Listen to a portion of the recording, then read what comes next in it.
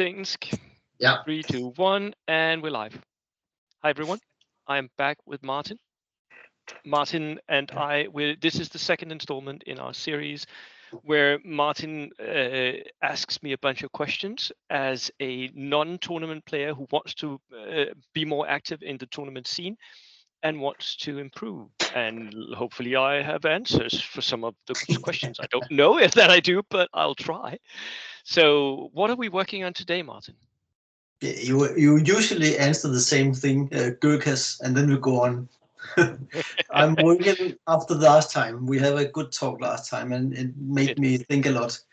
I love my Australian army. It can also double as a Commonwealth, which can do some things. You will get the British rules if you go to Africa and alike. That I like, but I need an army I just can bring from the box and go to a tournament and be sure that it will work in a straight up fight. If I can play, I can win. If I'm not, I would just lose anyway. Yeah, so that you don't handicap yourself to start with. Correct. Yeah.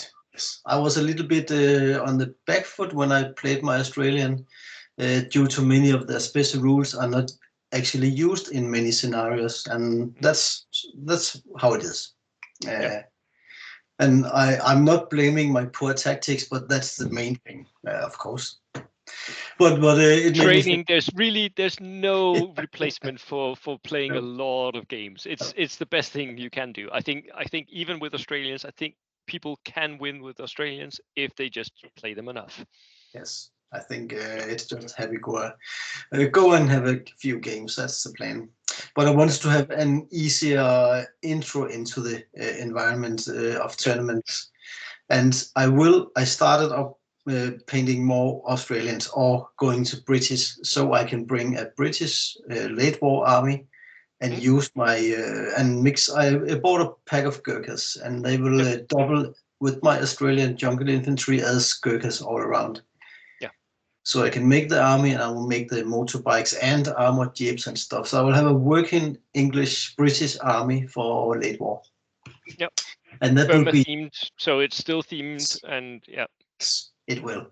And then I will make the tanks and trucks and so I can bring it. I will bring it to a tournament when it suits me. But I also started up the day after we talked on my Italians, and the cavalry unit is just finished. The glue on the base is still drying, and tomorrow I will base them.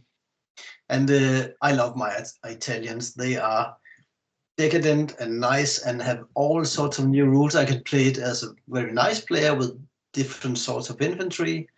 And I can play it as a hardcore black shirts. I should have my black shirt on, really. You really should, yeah. Yeah. So I'm sitting with my little Saharina model, which I didn't collect yet. It's very new. I was about to. I'm a nerd, so I will buy Italian dice from Flames of War, but they are out of production. But I will use them with my Italian bag when we are gaming. That's good atmosphere. But I cannot get them at the moment. So you made me think, and I made this, and I will paint these two armies up so I can choose, can see what I'm best in, and test it. Yeah. Because I think also it's a good idea to have at least two armies to play competitively, because not every nation works in every format. Like at the Danish Nationals, the format for that tournament meant that very few people brought Brits, right? Because you could only bring one type of unit, and a lot of people, if they're playing Brits, want to spam a little bit more than that. So having two armies so you can shift between them is, I think, really, really nice. Yeah. Yes, I'm in for the fun of it. I have some of the best games I'm really losing in 2-3 turns, but it's still funny. And I just love that part. But I want to be able to use two different armies just to be a better player and be more all round. And the Italians is actually quite nice because you can take different units with different stats, different advantages, And you can make a really nice going army, and you can make a really hard one with only black shirts and cavalry and a tank with lots of Daka.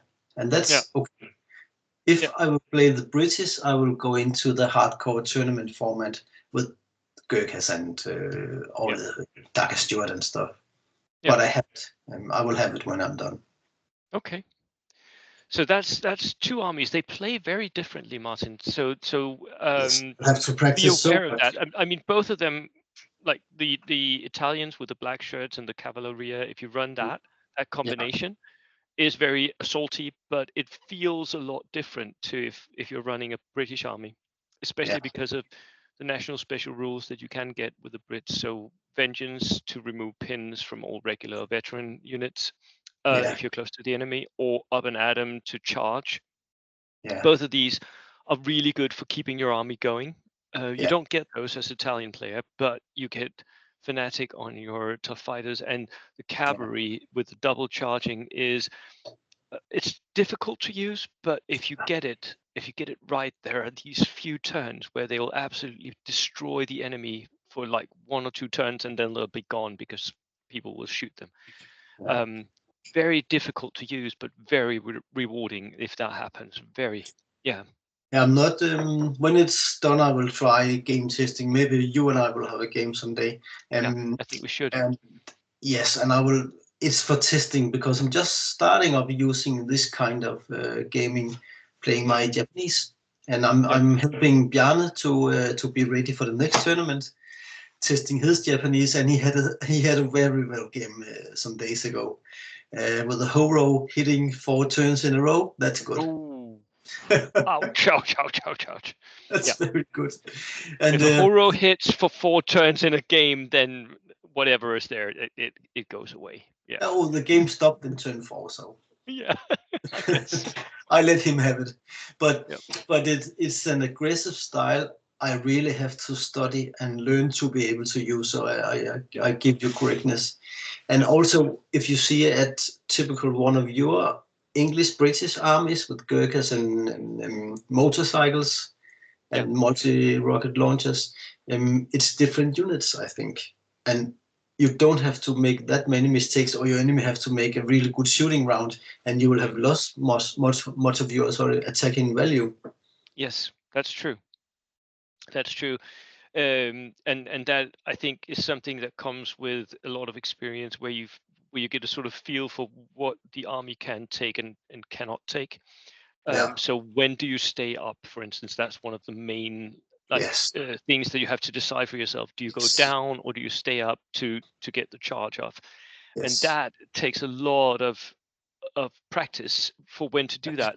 A lot of players, when they start out playing Brits or assault armies in general, will try to force the assaults as quickly as possible, and I think that's a mistake. I also started out playing very, very aggressively with assaulters, and by now I'm really not. A lot of people that played against me have remarked that you're playing like very conservatively. You're staying back, and yes, I stay a lot more back than many people who play assault armies do, because it's not necessary to charge all the time. You don't have to do that. You have to feel when it's right to do it, and then charge when it will win you the game. So that's that. That I think is the trick to learning those armies. I think when do you prefer sort of making the crucial charge? What turn are you in? Turn 3, 4? Or? I am typically in turn 4. And that is because I need certain things to happen before I do that. There are certain units that my enemy has that will damage my veteran assaulters or my cavalry or whatever. So I'll need to suppress those units somehow. I'll need to get those to not be as effective. And that can be done by zeroing in with a mortar, or by shooting with your backline Daka. I have the motorcycles and a steward or something like that, and I'll shoot and I'll deliver pins, or I will rely on my British forward artillery observer to pin the enemy down. Yes. Especially if there's like areas that I want to charge, I will quite often actually call the artillery bombardment down where my Gurkhas are, like on my own position, more or less. So I get pinned as well, but the enemy gets pinned as well. And because you can charge. I can charge up and at him. Yeah, so I'll pin myself, but I'll pin him, and because he's pinned, he can't shoot me as I charge in, and then I'll just assault and clear the positions. So up and at and him that typically happens turn 4. Yeah. Sorry. So up and at 'em happens in sort of the same rules as the Japanese. They can banzai. Yeah, it's very much like the Japanese banzai. There are a few extra caveats for the Japanese one, that you have to go towards the closest one. You don't have to do that as Brit. That's correct. No. You can actually, and you can declare charges as a Brit. You can declare charges against something you clearly cannot reach. You just have to move towards it and remove the one pin. So that actually means, and this is not something I would ever do in a friendly game. Like if we two were playing, I would definitely tell you about it first before I did it, because it feels like cheating, right? But you can just declare a charge, and the enemy can sit there 36 inches away and but you can't reach me. It's impossible. Yeah, but I don't know that, so I'm moving 12 inches and then run that way. Keeping the army going forward, not always the best thing to do, but you sort of get a feel for it at some point, because you might just run into open ground, right, and get shot to pieces. But well, I would experiment with the Italians because they have so many skills. You know, the mountain troops being able to just going. As the tactical idea is really brilliant. Really, yeah. And cool. If you're a really good player, what's the guy's name? He's really nice with playing with all mountain troops, Italian troops. Caspar, yeah. Caspar, he's a good player. He's really nice, and he's such a team guy. He loves his Alpinis. Yeah. Yes. And on certain tables, I think Caspar at the Danish Nationals, he was unbeatable. He was at one point he was playing on a Stalingrad table, and because all his Alpini had Mountaineer, he could just run through all the terrain. It wasn't even there for him. That was just, he was unstoppable on that table. It was crazy. Yeah, I like the idea of it. I like the test you can make really to you can really get into an Italian army, not being, you don't have to be only in battalion all the time, but it can. Let's see what happens. I will call you in 6 months and I will tell you, pinning a new army or whatever. But I like my Australian. It's really close to my heart, and it is so themed. So I will actually just expand on that one to be able to make a really harder tournament army. With using the same models, which is a brilliant idea. Yeah, I will mix it with some Chindits and some Gurkhas, so you can see the cookery and all good stuff. And I will make the artillery observer and get some British tanks. And also when we are having fun in our local club, where many of them, all of them are beginners to the game. You can bring some stupid tank and have good fun. And no worries. Yeah. And I always promise the winner of the Danish tournament to go down to Brisbane in February and make a tournament with them down there with their own troops, Australians. Yes. I have to Which practice. is brilliant. You have to practice for that. You have to. Right. I will. What do you have on your list of questions for today, other than the ones we've already talked about? It is actually, it's compared to different armies, because what you see in a typical Danish tournament is it's often the same army, sort of. You saw all 8 Italian armies, but do you ever see some other sort of, you are meddling a little bit with partisans, and you are painting now new African auxiliary. Yes, I'm getting myself, but that's really an extension to my Brits. I'm getting myself the African Auxiliary Pioneer Corps. Yes. Because I and that was like Michael Fia, he said he wanted some unarmed troops, and I was like, unarmed troops for my Brits? Why? I don't want unarmed troops. But then I started looking into it, and I fell in love. I want to paint Africans, I guess. It's so funny. Yep. I like it. Yep. What about, could you tell me about Maori troops?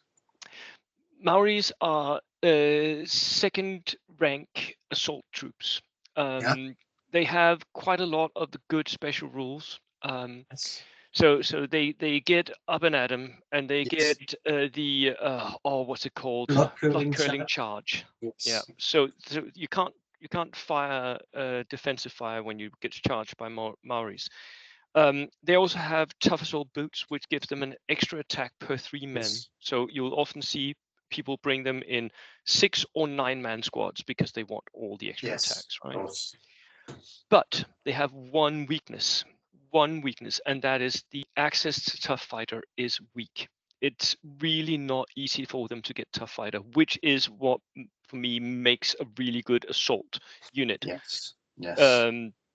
So you can have a couple of SMGs in a Maori unit, but since you can't take all SMGs or any kind of other, like you could maybe buy pistols for them or buy the rule tough fighter, but since you can't do that, they become second grade for me. They're not as certain as M battalions or as Cavalleria or as Gurkhas.